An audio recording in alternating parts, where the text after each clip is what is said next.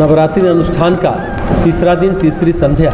इस बार हम लोग चित्रकूट महिमा पर चर्चा कर रहे हैं। चित्त शुद्धि का जो अष्टांग योग है, चित्रकूट का 8 स्थल।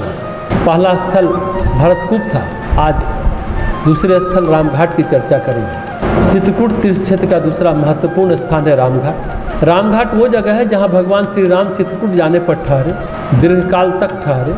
चित्रकूट पर अनेक स्थानों में भगवान ने विचरण किया, लेकिन जो सबसे पहला निवास बनाया, जो कुटी बनाई सीता व लक्ष्मण के साथ, वह स्थल रामघाट। गोस्वामी जी कहते हैं, जब भगवान चित्रकूट पहुँचे, रघुवर कहूँ लखन भल घाटू, करहूँ कतहूँ अब ठाहर ठाटू।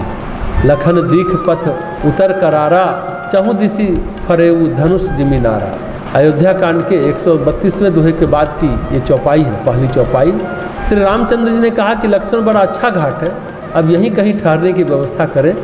तब लक्ष्मण जी ने पयोस्नी नदी के उत्तर में ऊंचे किनारे को देखा और कहा कि इसके चारों ओर धनुष के जैसा एक नाला फिरा हुआ है। रामघाट के ऊपर, रामघाट के पास एक टीला सा है, एक ऊंची जगह है। अभी भी वहाँ के प्रतीक चिन्ह के रूप में लोगों ने कुटिया बना रखी है कि हाँ राम भगवान रहते थे कभी, ऐसा करके बना रखा है। अब वो कुटिया पुरानी तो नहीं रही होगी, लेकिन स्थल पुराना होगा।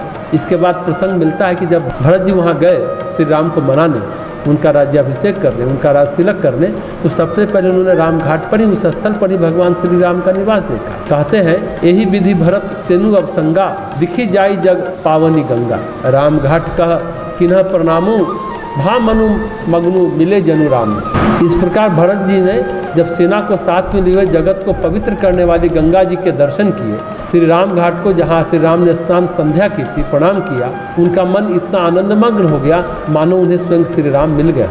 घाट शब्द होता है जहाँ पर नदी सरोवर में उतरने की, जल तक पहुँचने की सुगमता पूर्वक व्यवस्था हो, जहाँ सीढ़ियाँ बनी हो, जहाँ सुंदर स्थल हो, जहाँ आसानी से स्नान कर सके। तुलसीदास जी ने घाट का उल्लेख एक और प्रसंग में भी किया।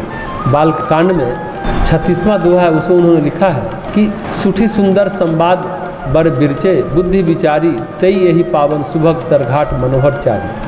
कहते इस कथा में बुद्धि से विचार करके जो 4 अत्यंत सुंदर और उत्तम संवाद, काग भुसुंडी गरुड़, शिव पार्वती, याज्ञवल्क्य भारद्वाज और तुलसीदास और संत, ये उत्तम संवाद जो रचे गए हैं, वही इस पवित्र और सुंदर सरोवर के 4 मनोहर घाट हैं।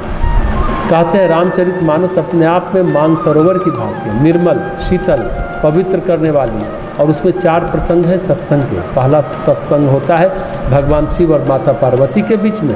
कहते उमा कहूँ मैं अनुभव अपना, सब जगत धर्म सब अपना। ये राम कथा किन लोगों ने कही सुनी? भगवान शिव ने कही और माता पार्वती ने सुनी।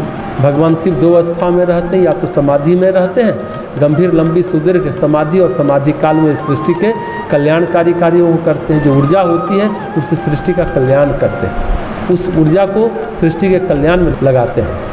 और अन्यथा जगह जगह पुराणों में सब जगह प्रसंग मिलते हैं कि माता पार्वती के साथ सत्संग करते हैं, ज्ञान चर्चा करते हैं। जैसा उल्लेख आता है, एकदा कैलाश शिखरे गौरी पृच्छति शंकर। एक बार कैलाश शिखर पर आसीन माता गौरी ने भगवान शिव से प्रश्न पूछा, तो ऐसे पार्वती जी को जिज्ञासा होती है और भगवान शिव उसका उत्तर देते हैं। ऐसा सत्संग चलता रहता है शिव और पार्वती के बीच। दूसरा घाट है, उसमें काकभुसुंडी और गरुड़ का संवाद है। काकभुसुंडी ऋषि हैं, युगो पुराण। कहते हैं जो कल्पांत जीवी है, बहुत समय से उनका शरीर है और वो कौवे के शरीर में रहते हैं। जब गरुड़ जी को मोह हुआ तो वे स्थान स्थान पर गए, सब जगह गए और बोली कि भाई हमें तो भ्रांति हो गई है कि जो ब्रह्म है उसको कैसे नाग ने बांध लिया, हमने कैसे छुड़ाया। ब्रह्म को तो बांधा नहीं जा सकता।